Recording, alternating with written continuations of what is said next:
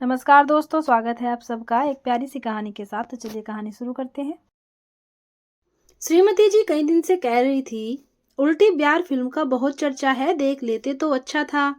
देख आने में ऐतराज न था, परंतु सिनेमा शुरू होने के समय अर्थात 6:30 बजे तक तो दफ्तर के काम से ही छुट्टी नहीं मिल पाती।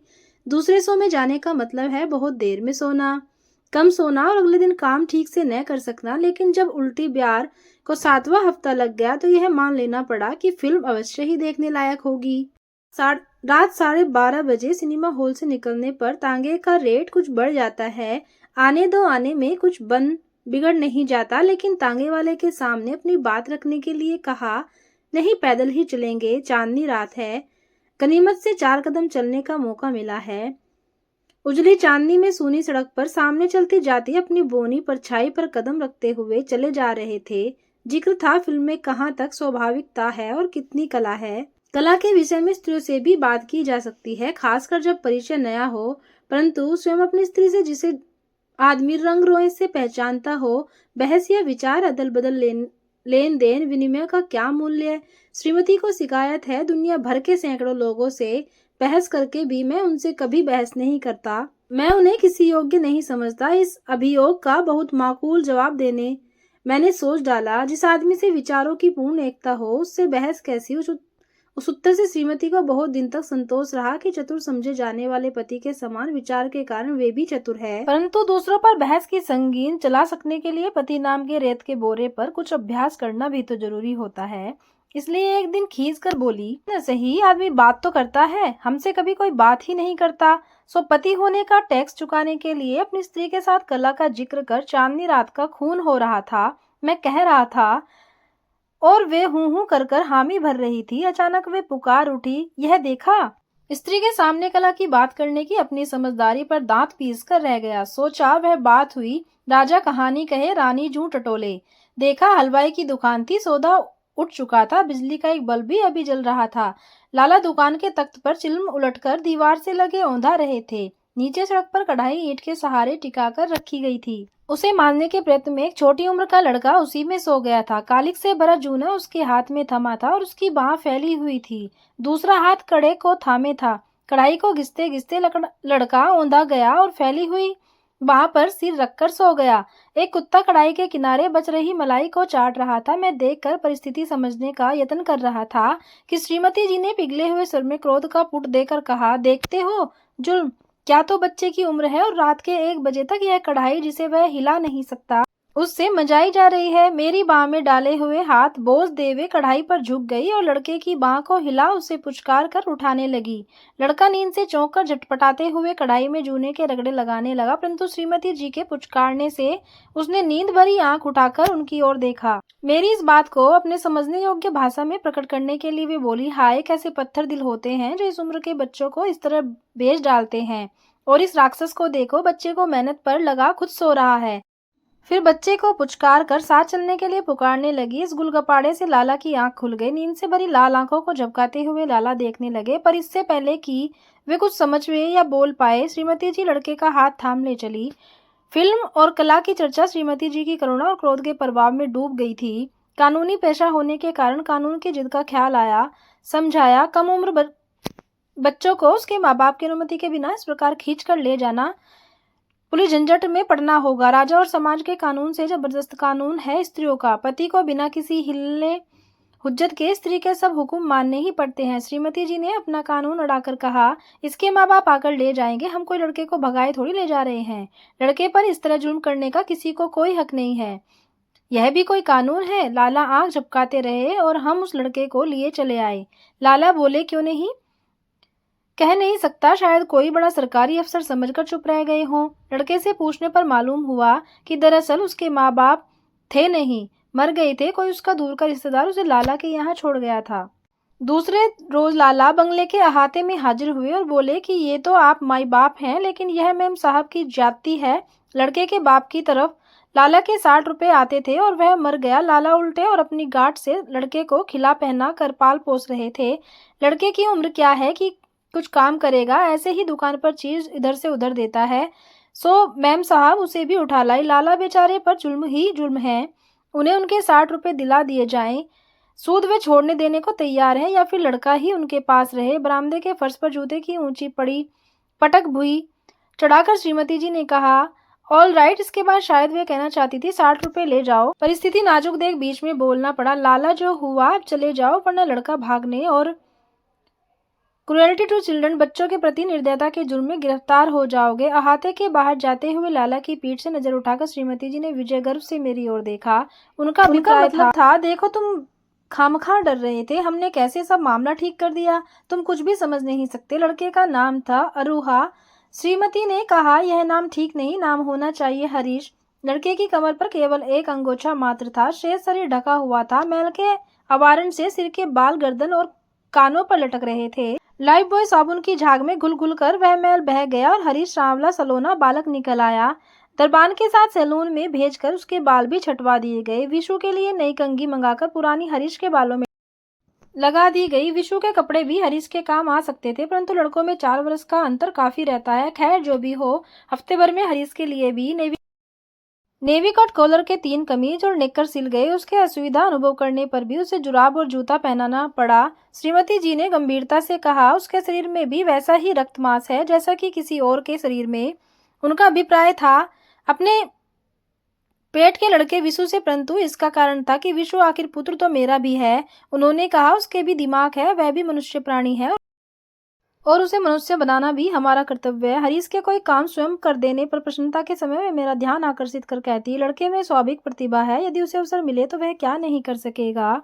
हाँ, उस मजदूर का क्या नाम था जो अमेरिका के प्रेसिडेंट बन गया था। मौका मिले तो आदमी उन्नति कर क्यों नहीं सकता। 4 वर्ष की आयु ऐसी नहीं जिसमें अधिकार का गर्व न हो सके या श्रेणी विशिष्टता का भाव न हो अपनी जगह पर अपने से नीची स्थिति के बालक को अधिकार जमाते देख, अपनी माँ को दूसरे के सिर पर हाथ फेरते देख और हरीश को अपनी संपत्ति का प्रयोग करते देख विशु को ईर्ष्या होने लगी।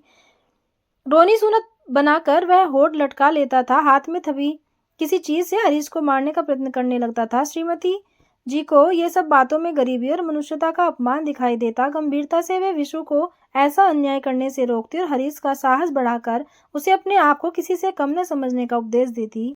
हरीश बात बात में सहमता सकपकाता, पास बैठने के बजाय दूर चला जाता और विशु के खिलौने के लोभ की झलक दिखाई देती रहती। श्रीमती जी उसे संतुष्ट कर उसका भय मिटाकर उसे विशु के साथ समानता के दर्जे पर लाने का प्रयत्न करती। कई दफे उन्होंने शिकायत की कि मेरे सुर में हरीश के लिए वह अपनापन क्यों नहीं आ पाता जैसा विशु के लिए है। इस मामले में कानून का हवाला या वकालत की जिरह मेरी मदद नहीं कर सकती थी, इसलिए चुप रहने के सिवा चारा न था। हरीश के प्रति सहानुभूति उसे मनुष्य बनाने की इच्छा रखते हुए भी मैं श्रीमती जी को इस बात का विश्वास न दिला सका। हरीश के प्रति उनकी वत्सलता और प्रेम मेरी पहुंच से एक बालिस्त ऊंचा ही रहता। श्रीमती जी को शिकायत थी कि हरीश आकर अधिकार से उनके पास क्यों नहीं जरूरत की चीज के लिए जिद करता। उन्हें ख्याल था कि इन सब का कारण मेरा भय ही था। एक दिन बुद्धिमानी और गहरी सूझ की बात करने के लिए उन्होंने सुना कर कहा, पुरुष सिद्धांत और तर्क की लंबी लंबी बातें कर सकते हैं, परंतु हृदय की खोल कर फैला देना उनके लिए कठिन होता है।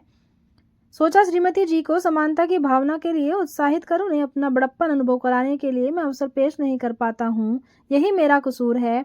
एक रियासत के मुकदमे में शोरबाजी का जूनियर बनकर केदारपुर जाना पड़ा। उम्र बढ़ जाने पर प्रणय का अंकुश तो उतना तीव्र नहीं रहता, पर घर की याद जवानी से भी अधिक सताती है। कारण है शरीर का अभ्यास, समय और स्थान पर आवश्यकता की वस्तु का सहज मिल जाना विदेश में नहीं हो सकता और न शैथिल्य का संतोष ही मिल सकता है। केदारपुर में लग गए 4 मास औसत आमदनी से 2.5 गुना आमदनी के लोभ ने सब असुविधाओं को परास्त कर दिया था। घर से संबंध था केवल श्रीमती जी के पुत्र द्वारा, कभी सप्ताह में 1 पत्र और कभी सप्ताह में 3 आते। विशु को जुकाम हो जाने पर 1 सप्ताह में 4 पत्र भी आए। आरंभ के पत्रों में हरीश का जिक्र भी एक पैराग्राफ का रहता था और दूसरे पैराग्राफ में उसके संबंध में थोड़ी बहुत चर्चा। सोचा मेरी गैर हाजिरी में मेरी अनुदारता से मुक्ति पाकर लड़का तीव्र गति से मनुष्य बन जाएगा। कुछ पत्रों के बाद हरीश की खबरों की सरगर्मी कम हो गई। फिर शिकायत हुई कि वह पढ़ने लिखने की ओर मन न लगाकर गली में मैले कुचले लड़कों के साथ खेलता रहता है। बाद में खबर आई कि वह कहना नहीं मानता, स्वभाव का बहुत जिद्दी है, सुस्त दिमाग है, हर समय कुछ खाता रहना चाहता है, इसी से उसका हाजमा ठीक नहीं रहता। लौट कर आने पर बैठा ही था कि श्रीमती जी ने शिकायत की, सचमुच तुम तो बड़े अजीब आदमी हो, हम यहाँ फिक्र में मरते रहे और तुमसे खत तक नहीं लिखा जा सकता था। ऐसी भी क्या बेपरवाही, यहाँ यह मुसीबत कि लड़के को खांसी हो गई। 3-3 दफे डॉक्टर को बुलवाना था। घर में सिर्फ 2 तो नौकर हैं। वे घर का काम करें या डॉक्टर को बुलवाए जाए। इस लड़के को देखो। हरीश की ओर संकेत करके जरा डॉक्टर बुलाने भेजा तो सुबह से दोपहर तक गलियों में खेलता फिरा और डॉक्टर का घर इसे नहीं मिला। डॉक्टर जमील को शहर में कौन नहीं जानता। हरीश विशु को गोद में लिए श्रीमती जी की ओर सहमता हुआ मेरे समीप आना चाहता था।